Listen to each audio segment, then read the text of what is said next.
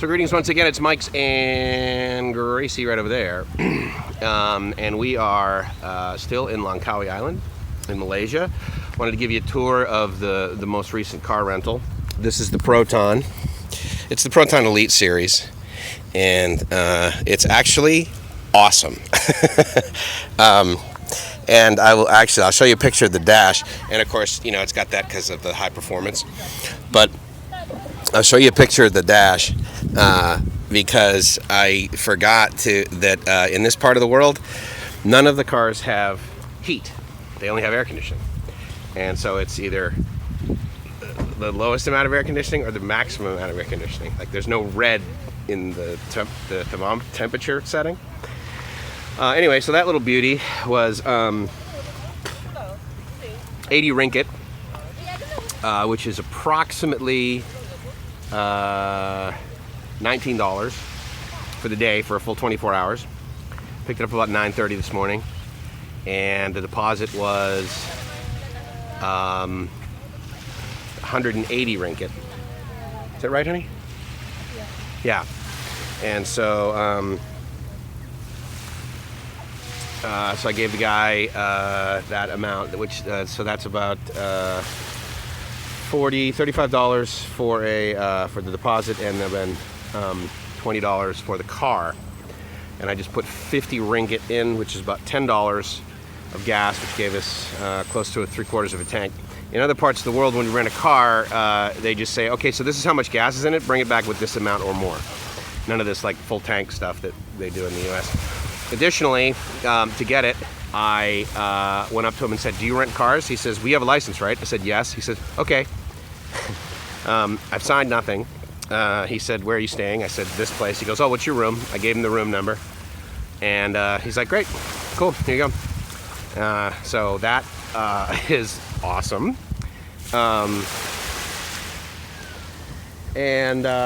Yeah, you could argue, yes, Mike, but what about insurance? What about blah, blah, blah? And all of those, I suppose, are options in any other part of the world. But it's an island, and the speed limit around here is about 60 kilometers an hour. Not as slow as it was when we were in Phuoc, I believe, island in Vietnam. Now, I'll actually put a picture in here, but these little sort of islands, which I'm not quite sure are man-made, they could potentially be, these little ones right here, are the ones we saw when we were way up there in the cable car yesterday. And so I thought, all right, well, let's cruise down here and have a look around. And as you might guess, because it is this part of the world, it is not filled with the locals laying out on a weekend day to get darker. It's not done here. But additionally, it's also very warm. If it were this hot in San Diego, it would literally be the hottest day of the entire year on record ever. In Boston, however, one could argue that this is a simply very, very hot and humid summer day. So that gives you an idea of where we're at. So Gracie, of course, is from this part of the world, and therefore she is under the shade until absolutely necessary. Are you going to want your umbrella to walk around? Yeah? Okay, so we'll get her an umbrella because it is raining photons. Huh? Did you bring it? Yeah, you want it? Of course I brought it. I'm amazing. So, anyway, we will go walk around and show you a little bit of what is Pantai Kok, I believe is where we are. Pantai meaning beach, and KOK is the name of the beach, so Kok. And she's got little bugs biting her feet. Anyway, just a little bit of paradise. Talk to you soon. Ciao. Okay, so now we're ready to go for a walk in the sun. We have the umbrella. It's so funny, I work with this woman, Yolanda, and when it was sunny out in San Diego, I would see her walking around with an umbrella, and I'd never seen anyone do that when it was sunny. And so I gave her a hard time, and then started coming to this part of the world, and it's almost uncommon to see someone with an umbrella when it's raining, because of course during that time there's a significant amount of wind, and it might just blow away. And anyway, so that's sort of interesting. But yes, they use umbrellas during the rain too. So, you know, one of the things I wanted to talk about is why the heck do I come here? Now, the first most important reason, really, is because Gracie's here. And, you know, why does she come to the U.S.? Well, because Mike's there. And, but the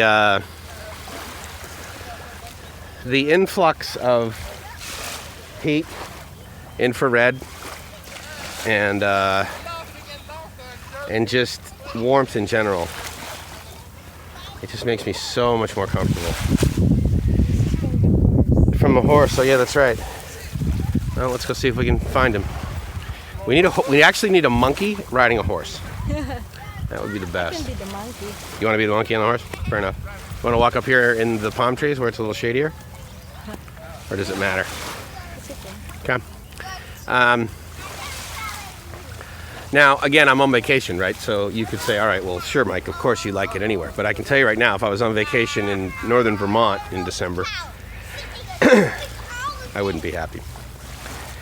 This part of the world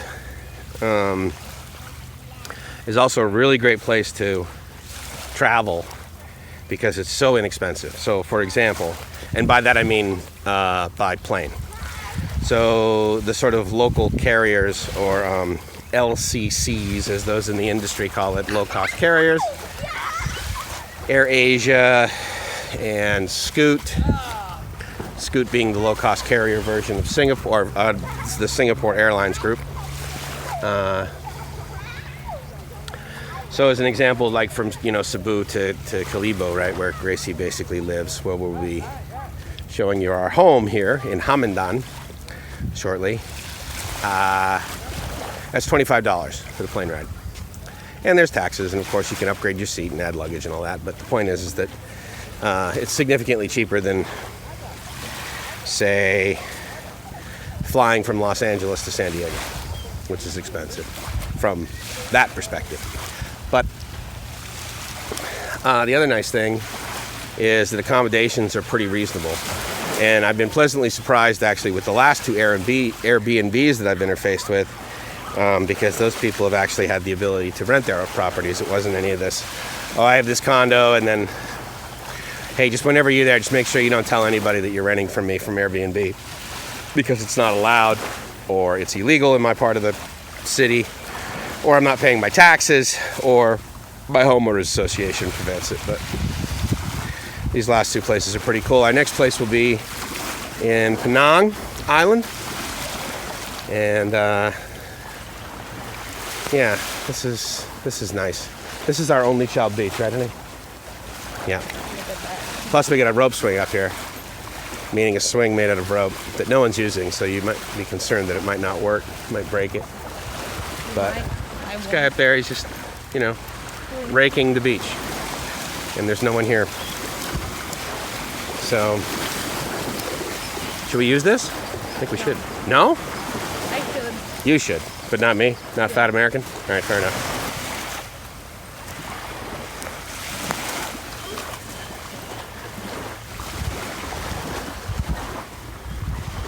What's the worst thing that could happen, honey? You fall 1 meter.